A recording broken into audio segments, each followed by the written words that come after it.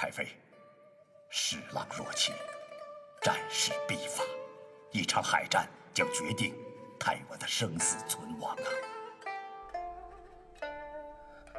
快，叫朱林。是。国轩，朱林是军中将领，是你的部下，受延平王和监国之累。数月前被冯锡范定为统敌叛逆，京城内应。我厚着脸皮请冯锡范准他到北原别馆待发，这也是权宜之计。我这里不需要他侍奉，如今我把他交还给你，是死是活，全凭你刘总督处置了。末将刘国轩，遵老太妃谕旨。刘国轩，你是先王的护卫后镇，你还记得先王的宗旨吗？太妃，我刘国轩才智短浅，虽不能阻止今日逆流之势，但不惧斧钺、不怕粉身碎骨的胆气还是有的。有心如此，足托大事。国轩，我有话跟你说。国轩，人不能没有根呐，我们的根是在福建。也许最好的选择是和他们议和。任何自绝百姓、自绝祖宗的蠢事，都会沾污先王的英名和业绩，都会毁掉自身的作为和名节呀！太妃放心，我刘国轩牢记太妃教诲，今生今世绝不做有辱先王、有辱民族、有辱列祖列宗、有辱子孙后代的那种蠢事。冯锡范和唐妃来往过深，他们意图挟持客爽，自立乾坤，为祸不小。能够收拾残局的，只有你一人。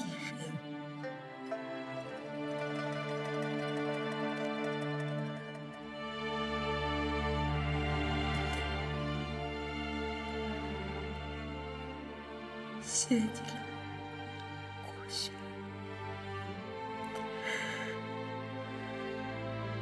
台湾的未来由你来决定。若不能胜之，就易而和之。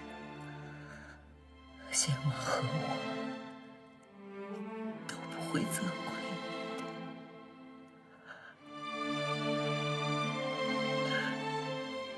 我只有靠你了。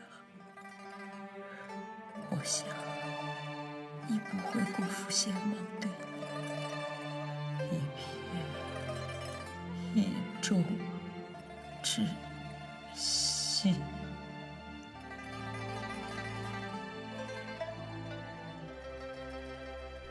吾皇万岁万岁万万岁！平身。谢皇上。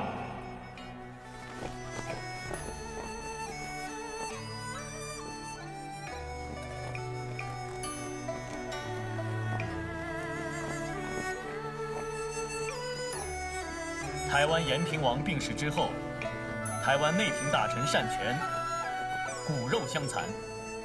冯锡范等人的自立乾坤说，甚是嚣张，朕很不放心。欲挥师东征，平定海疆，遂于6月7日下发谕旨廷议。诸位王公大臣纷纷上呈奏折，或赞成，或反对，或进言，或提醒，均起朕深思。户部尚书梁清标的府库拮据一论，就填补了朕思虑上的疏漏。今日朕以茶代酒，来感谢诸位王公大臣的进谏之功。谢皇上。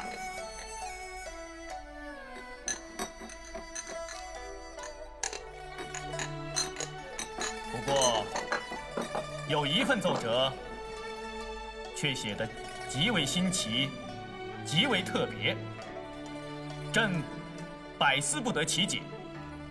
故此今日朕把它带来，愿与诸位爱卿共赏，请。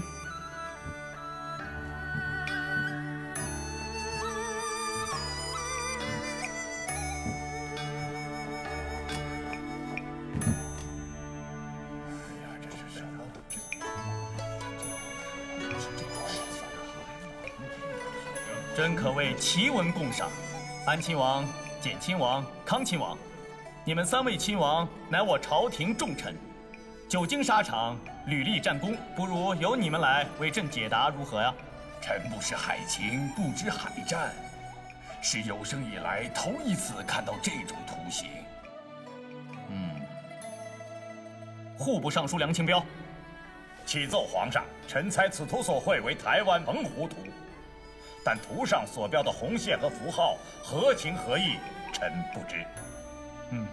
知之为知之，不知为不知。好，习注。臣在。你有何见解呀？禀奏皇上，臣愚钝，不知此图精妙之处。许元文，你又有何见解呢？禀奏皇上，臣不识此图之妙，不敢妄加推论。都不知此图之妙。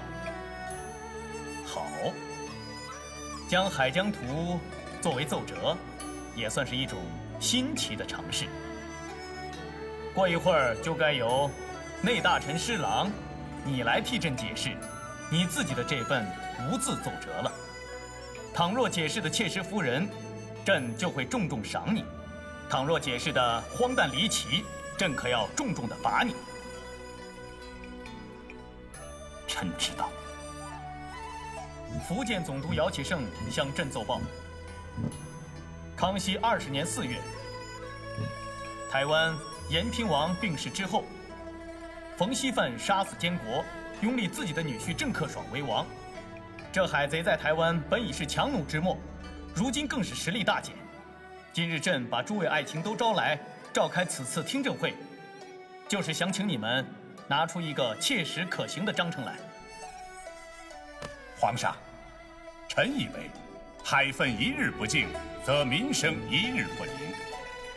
时下3藩之乱已平，海晏波清，府库充盈，加之台湾海贼贼势日衰，眼下正是彻底解决台湾心腹大患的良机呀！皇上，台湾是界险之极，确实有人喜欢把它夸大，说有了台湾就可以增加税赋，没有台湾，那饭碗里也少不了几颗米粒儿。兴师动众，劳民伤财，到底值不值得？如今天下刚刚太平，只要严刑海禁，严防海贼窜扰也就是了。臣对台湾的攻略主张，已在《编换易经书》和其他奏书中所陈明。台湾一日不归入大清版图，终是心腹之患，非界选之急。臣知道海贼中尚有一些居心叵测者，若是得势连接国外，将来后患无穷啊！你怎么又扯上外国去了？据臣翻阅《史记》考察，自明代以来，先后有荷兰等外国人侵占过台湾。当西班牙人得知日本人要抢先占台，他们率先袭台，那个叫萨莫蒂奥的人驾驶着2艘战舰向台湾奔来，后因台风过大而没有得逞。荷兰人先占澎湖，后占台湾，一战就是38年了。郑成功率兵收复台湾，收复岂能复失？如今荷兰人已经退居巴拉维亚、苏禄，一直伺机打回台湾。外扰不可忽视啊！臣绘制的这张图是为出征台湾的军用图。说得好。倘若我朝再迟疑不决，海贼为与我朝对抗，再投靠荷兰人，岂不是引狼入室？施琅所虑极有道理。施琅将军，臣在。你可近前来，仔细讲解。这。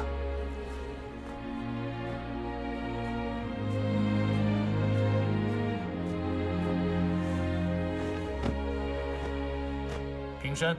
谢主隆恩。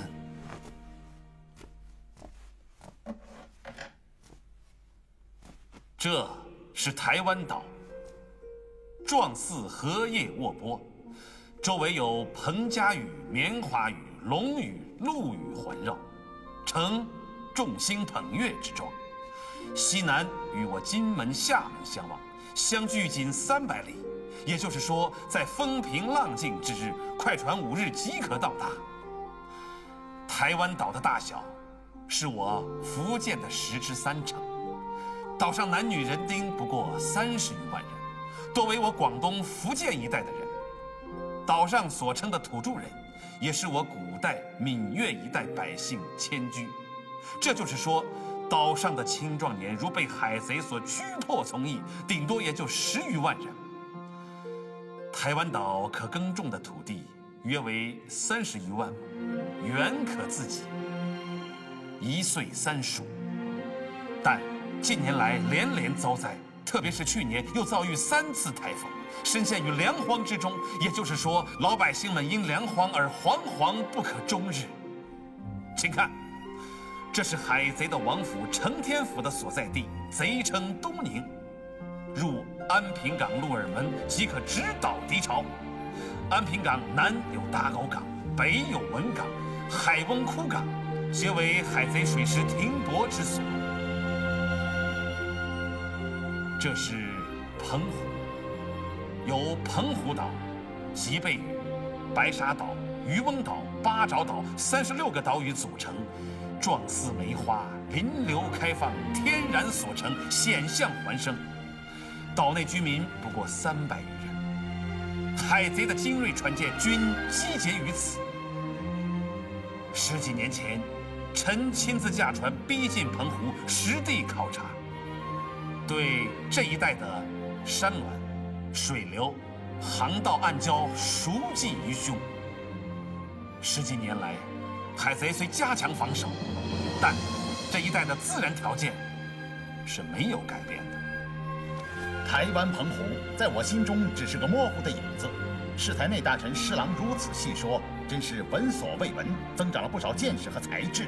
古人云：“为将者有勇不如有志，有志不如有学。”方才内大臣施琅将军有关台湾澎湖之论，方知此言不无啊。战争胜负的关键，在于敌我力量的对比。27年前，我们收复台湾，率兵2万余人。后延平王入台，争夺台湾的统领之位，率军8000余人，合计3万余人。经过10年的修身养息，延平王参与3藩之乱，台湾官兵几乎倾巢而出，号称10万官兵，实则不过6万；号称战舰1000艘，不过500余艘。8年战争，康亲王主持福建军务，实施剿抚并用之策，战绩辉煌，差点使海贼全军覆没。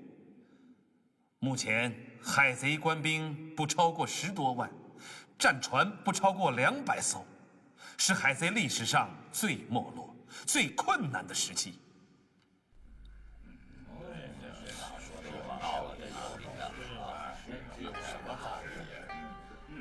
不动刀兵，让台湾归附，当然更好。我们不是没有招抚过，赖塔大人曾开出过最优厚的条件，收效甚微。知道这是为什么吗？施大人，他们这是看出了我们兴师征讨的决心不大，才依靠汪洋大海来对抗。是，不是不可以抚，但抚要有个条件，必须大兵压境，以战逼和。这就是我提出鹰角御府的本意。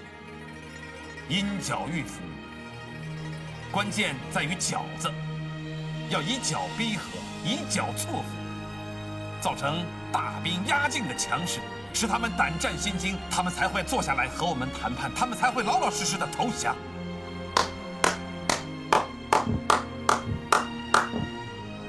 侍郎啊，你进京就任内大臣几年了？已经有13年了。13年了。朕知道这10几年来，你日日夜夜想着平台大计，头发白了，眼睛也花了。可是，这平台的雄心，你从未泯灭。朕深为感动。今日，朕就满足你的扼腕之叹。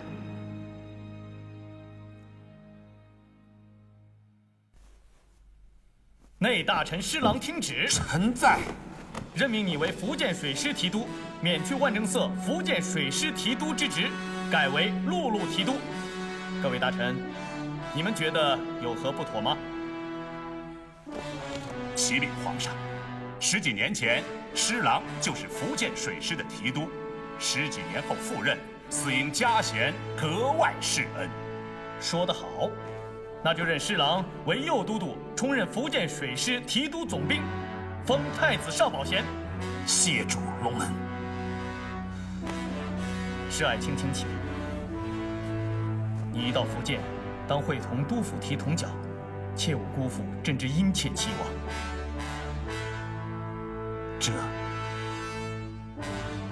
朕要将这决策选将一事，告召朝中文武百官，以及东南各省都城边将。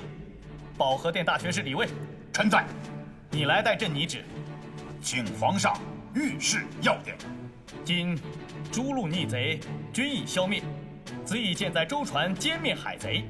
朕绝不允许台湾自立乾坤，绝不允许台湾自立乾坤者分裂我大清疆土。朕决定行鹰角御府之策，以战求和，以战逼和，顺应黎民百姓骨肉团聚之心，完成我山河一统。施琅系海上投诚，曾任福建水师提督，熟悉地利、海情、敌情。现任右都督，充任福建水师提督、太子少保衔，行鹰角御府之策，当训练水师，谋划进军方略，进取澎湖、台湾。福建都城边将，拥护鹰角御府方略者留用，反对鹰角御府方略者就地免职。兵部、吏部当竭尽全力节选智勇兼备之士，以备后用，切勿误时误事。福建都城边将将调整完成之日，即施琅启程前往福建之时。施琅一到福建，当会同将军、总督、提督、巡抚共同商议，定期统领州师，进军澎湖、台湾。吾皇万岁！万岁！万万岁！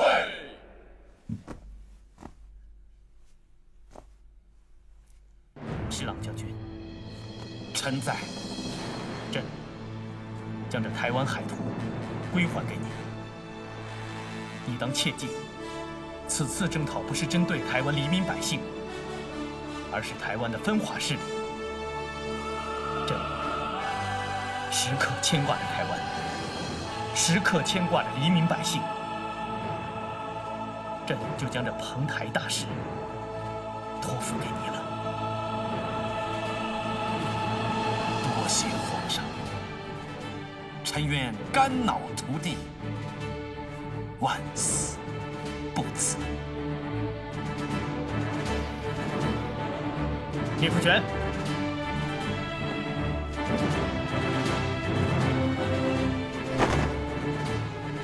侍郎，朕今日授你这面红旗，你当使它在台湾岛上高高飘扬。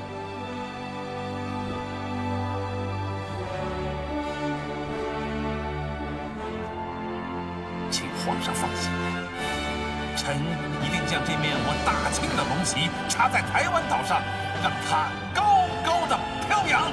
高高飘扬，高高飘扬，高高飘扬，高高飘扬，高高飘扬，高高飘扬，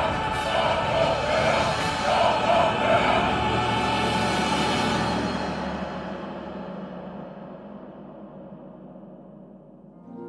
父亲，儿请求随父出征。儿虽不能出海杀敌，但帮父亲做些文书事务，还是可以胜任的。父亲，父亲，父亲，我也需要经受战争风雨的洗礼呀。你身体弱，你的位置不在战场，在考场。明年是大考之年，万勿使父亲失望了。另外，家中的几个兄弟也需要你照顾。父亲，皇上在玉门听政中宣布您和群臣于8月16日晚进宫赏月，为父亲饯行，怎么突然变成明天的瀛台饯行了呢？也许情况有变化，不许执着不问，这是为臣为将之道。今日皇上任命宁海将军为驻闽最高军事统帅，可这个人是反对因剿御府方略的，而且反对的气焰甚为嚣张。在熟悉福建形势的满族将军当中，有几个不反对因剿御府的？拉哈达2年前由都统升为将军，他是有战功的。他虽说反对因剿御府方略，不过不同于康亲王杰书，不同于简亲王喇布，也不同于贝勒赖塔，更不同于那些仰仗绅士特权、横行霸道的王公。这样的人，还是较为容易共识的。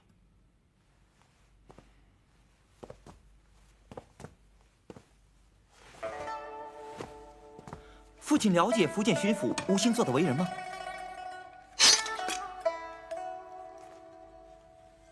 福建巡抚吴兴作也非常人呐。康熙15年间，他任福建安察使，清明廉洁，公正堪舆，赈灾济民，声誉极佳。康熙17年间，他任福建巡抚，战功卓著，甚得皇上器重。现时他又支持因剿御府方略，我们可以说是同心同德呀。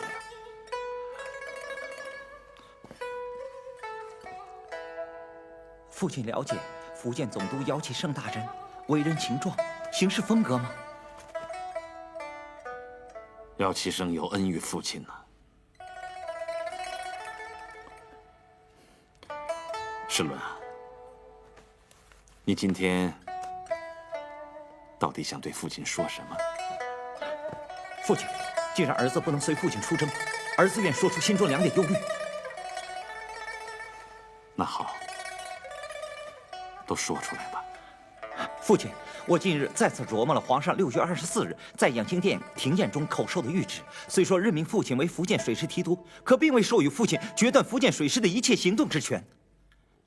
谕旨中说，侍郎到福建后，即于将军、总督、巡抚、提督商卓克期统领州师进去澎湖、台湾。可这完全是由以满制汉、以文治武2条绳索围成的圈子啊！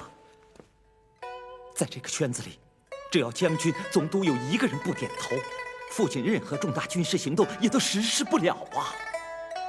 今日皇上在玉门听政中宣布福建都城边境的人事调派，也是以满制汉、以文治武的格局。宁海将军拉哈达依然是驻闽的兵马最高统帅，节制驻闽的所有兵马。总督姚启圣的权威更是有所加强，仍然挂着兵部尚书的头衔。父亲如果在军事行动中与总督将军的意见有所分歧，父亲能按照自己的意愿决战决胜于海疆吗？儿子不忧台湾海贼猖獗，而是忧父亲在这以文治武、以满治汉的圈子里难以有所作为呀。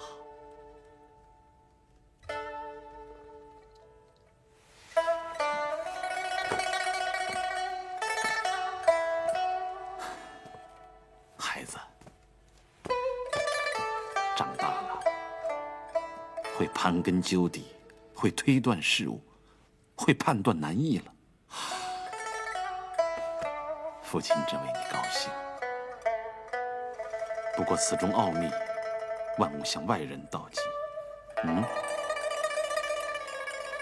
近几个月，皇上选将之难，我岂能不知道？皇上顶着宗室诸王的反对，顶着部院重臣的抵制，在阻止压力之下，在决疑决难之中，把我推上了点将台。皇上又在诸王忠臣叫嚷的组织朝制的压力下，巧妙安排，既明确了主战派的位置，又明确了总督、将军、提督三位同征者制衡撤制，也算是皇上的英明决定，巧妙的安排。祖制以满治汉，我无力改变；文治以文治武，我无力改变。我只能在两条绳索的包围圈中，按照皇上文武互相合谋、文武相辅相成的预示，与那些将军、提督巧妙的周旋。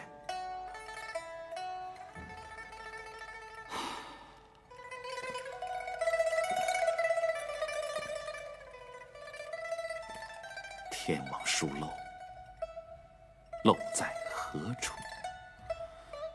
人网洞开，又开在哪里？老爷，老爷，有贵客来访。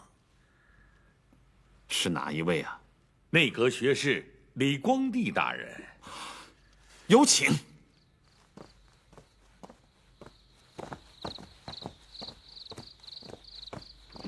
哎呦，安西才子李郎，施琅的保护神呐！哎呀，入夜闻知皇上瀛台践行的谕旨降临施府，光帝特来向施大人祝贺呀！先生驾临，蓬荜生辉，快书房叙旧，请。好，请。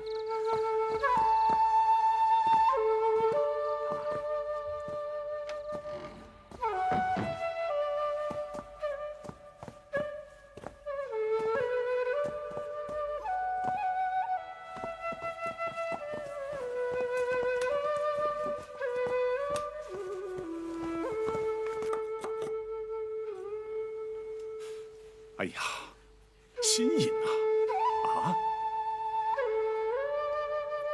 浓缩的海洋，哦，浓缩的天空，浓缩的海岛和港湾，浓缩的聪明才智，浓缩的人间奇迹呀！书本上常有智谋之士囊括宇宙之说，典籍上常见高明的将帅胸藏雄兵，原以为不过是空泛的赞誉，此刻信其不谬啊！老爷，茶已备好，请二位移至院中叙谈。李先生，请。施公请。请。李先生啊，施琅之忘年交，施琅之良师益友。今夜愿以浓茶代酒，喜迎师友到来，与李郎共醉今宵。多谢多谢啊，请。多谢施大人以故乡功夫茶款待呀！啊，请。茶香醉人心脾，故乡温馨之情早已布满施大人的书院了。啊。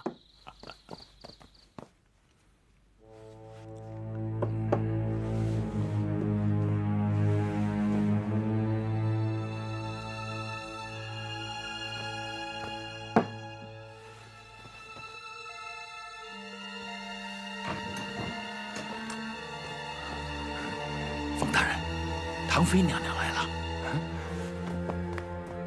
快进，快进。去，到外面守着。好。你怎么来了？怎么这么不小心，让人看见怎么办呢？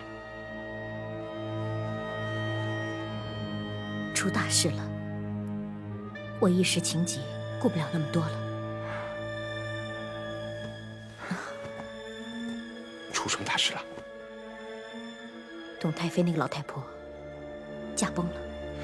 你是说，董太妃她死了？嗯，我也是刚才知道的，就急着赶过来告诉你。我们该怎么办呢？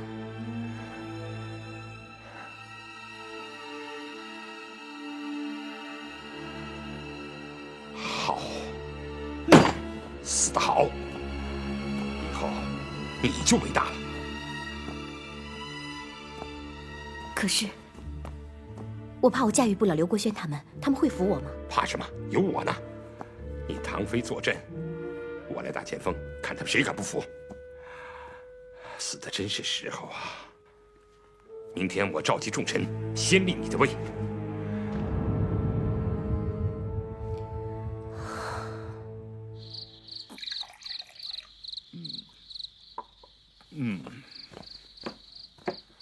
醉饮故乡茶，专谈故乡事。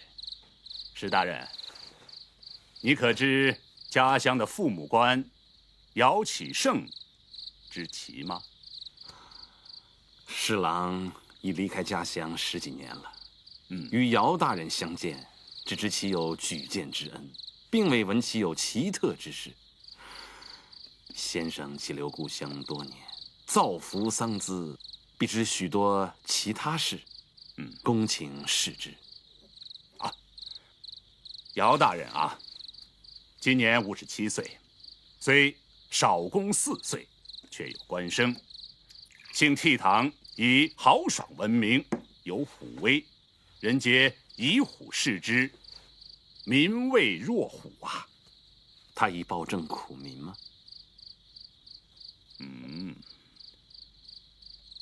以酷刑炼狱吗？行事专横吗？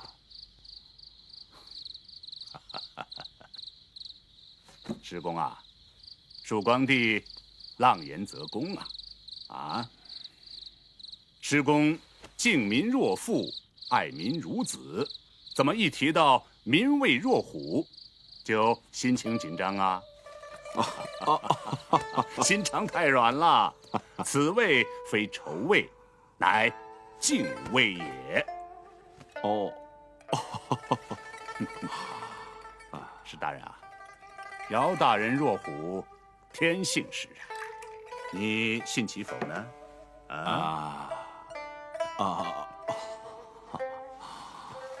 姚大人是浙江会稽人，幼年聪颖，有神童之誉。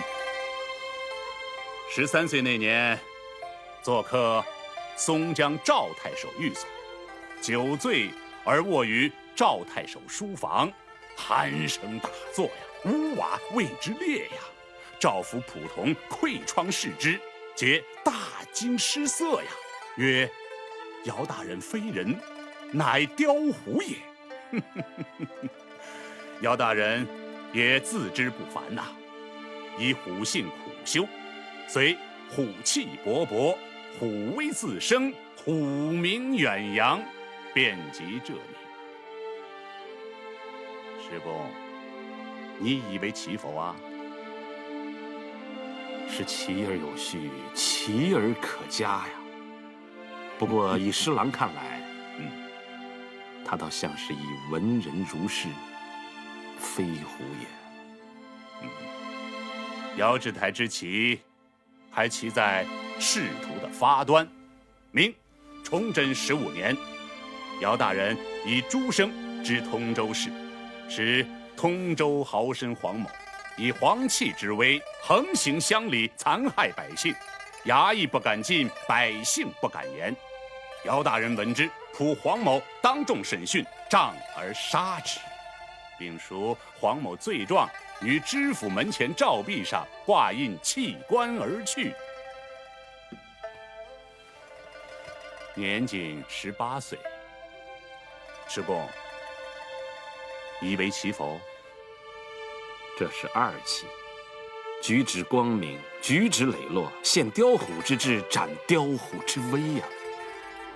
遥制台之旗还旗在自信。康熙13年，耿敬忠响应吴三桂叛于福建，分兵进攻江西、浙江。姚大人单骑进入耿敬忠大营，说降耿敬忠，以此战功被皇上擢升为福建布政使。康熙16年，姚大人又先后以重金招降了吴三桂的大将韩大任和刘进忠，解除了福建两侧的威胁，迫使延平王退守金门、厦门。平定三藩之乱的数年间，朝廷各路人马云集福建，亲王、贝子、将军、都统各率所部，各逞其威，都是惹不起、难伺候的主啊！姚大人以纵横捭阖之才，居中周旋，从容周到，既能赢得康亲王、安亲王的青睐，又能得到贝勒的赏识，既能赢得将军的支持，又能赢得都统的敬重。巡抚、将军也仰其码头而行啊！如今福建的军政大权皆操姚制台一人之手，师公，以为其否啊？7起，姚大人呀，7起！真能都提同心，相辅相成吗？若是姚大人能心诚相待，他的智囊黄信镇能容许施琅横插其中吗？他的亲将亲军韩大任、刘进忠、朱天贵，能甘心情愿听从我施琅的调遣吗？施大人，夜深了，该告辞了。师公啊，姚制台的7旗可以纵横观察，终不及施大人的天下大旗的澎湖、台湾海域图可以纵横沙场。此乃施大人10几年的力血之作啊，足以感天地而动鬼神。望师公此去福建，与姚大人协谋合律，造福湘子，造福梨树，早奏凯歌。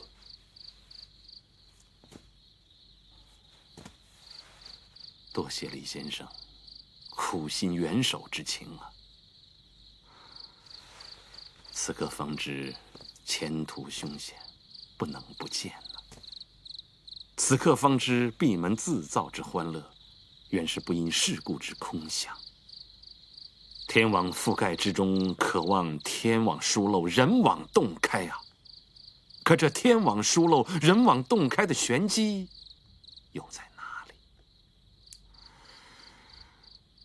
英台渐行在即，安西先生、李郎此刻就忍心弃我而去吗？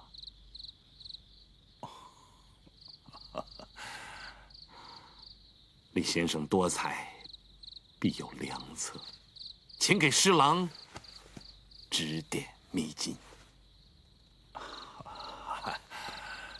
师公逼我，皇帝只好从命了。